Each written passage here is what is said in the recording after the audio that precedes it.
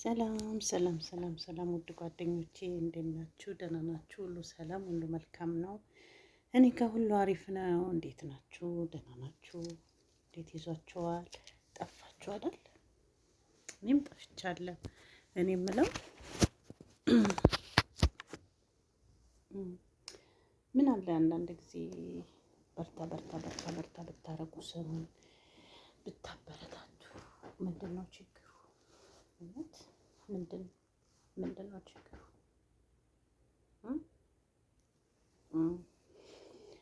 እና የሆነ ነገር ልል ነው የመጣሁት።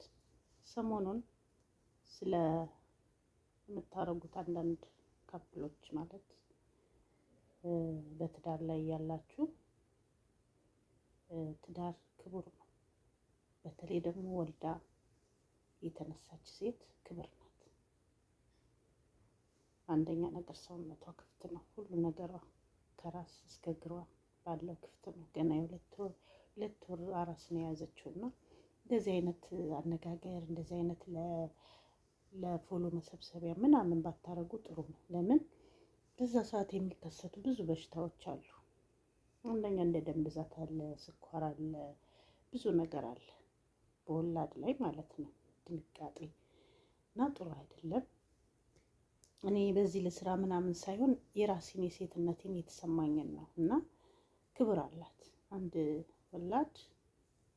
በእኛ በጎንደር በአማራ ክልል እንትን ተጥሎላት ነው መጋረጃ ውስጥ ሆና አልጋ ላይ ሆና መጋረጃ ተደጋርዶላት በስነ ስርዓት ተከብራ የምትበላው ተሰጥቷት እዛ መጋረጃ ውስጥ ለልጇ ጋር ታጥና ምን ብላ ልጇ ጋር እንደገና መልሳ መተኛ። በቃ ያኔ የምታየው ምንድነው የክርስትናው ነው ወታ የምታየው ደጁንም ያኔ ክርስትናና የፀሐይ ስትሞቅ ማለት ነው። እና አንድ እናት በሁሉም ነገር መደሰት አለባት፣ በሁሉም ነገር እንጂ እንዲከፋት ይሄ ለእንትን መሰብሰቢያ ምናምን እያደረጋችሁ ግን እንደዚህ አይነት ንግግር ይቅር። እውነት ጥሩ አይደለም። እና መጋረጃ ተጋርዶላት ነው እዛ በአልጋዋ ትክክል ተደርጎ በቃ ጥላም እንዳይሆን ንፋስም እንዳይገባ በቃ እዛ ሆና የምትፈልገው ይመጣላታል፣ የምትፈልገው የሚጠጣው የምትበላው ይመጣላታል። በስነ ስርዓት ተከብራ ነው።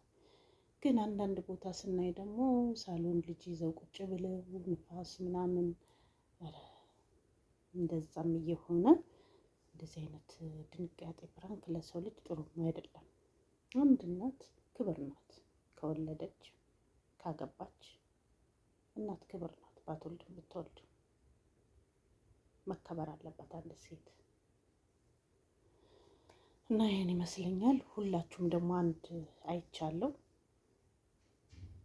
ዱቄት ንፋ እያለችው እንደዚህ አይነት ፕራንክ ቢቀር፣ ካፕሉ ናችሁ ባልና ሚስቱ ናችሁ ወልዳችሁ እንደዚህ አይነት ፕራንክ ቢቀር፣ እንደዚህ አይነት ከሰው ፍጥጫ በአደባባይ እንደዚህ አይነት ምናምን ይሄ ቢቀር፣ የራሳችሁን ተሰጡ ካላችሁ የራሳችሁን ሰርታችሁ ማቅረብ እንጂ ይሄ አንዴ በዱቄት በጥፊ እየተመታ ያቺ እዛ ራስ ልጅ ዳይፐር እየቀየረች ይሄ ነው እየተባለች እና ጥሩ አይደለም። እኔ ይቅርታ አድርጉልኝና እንደዚህ እኛ ያለፍንበት ጥሩ ዘመን ነው የነበረው። እናት እኛ ወልደን ጥሩ ዘመን ነው ያለፈው። እንደዚህ ሶሻል ሚዲያ የለም፣ ተች ስልክ የለም። በዛ ሰዓት ጠቅጠቆች የእርገንዷ ናት የነበረች እና የቤት ስልክ ምናምን የምናውቀው አሁን ነው። በአሁን ዘመን ነው ከፍ ከፍ እያለ ሁሉንም ነገር ያየ ነው እንጂ አንድ ሴት ከወለደች ክብር ናት፣ መታየት የለባትም። የክርስትና ነው የምትታይና ፀሐይ ልትሞቅ ነው የምትታየው በቃ እንጂ አንድ አራስ በአደባባይ መውጣት የለባትም። እና ይሄን ይመስላል የመሰለኝ። እኔ ራሴን ነው የምናገረው። እና ኤኒዌይ ሴት ልጅ ክብር ናት። ለማንኛውም እናት ናት፣ እህት ናት፣ ሚስት ናት፣ እህት ናት፣ ሁሉ ነገር ናት። ስለዚህ ካስቀየምኳችሁ ደግሞ ፒሳ እያልኩ ሰናበታችኋለሁ። ቻው።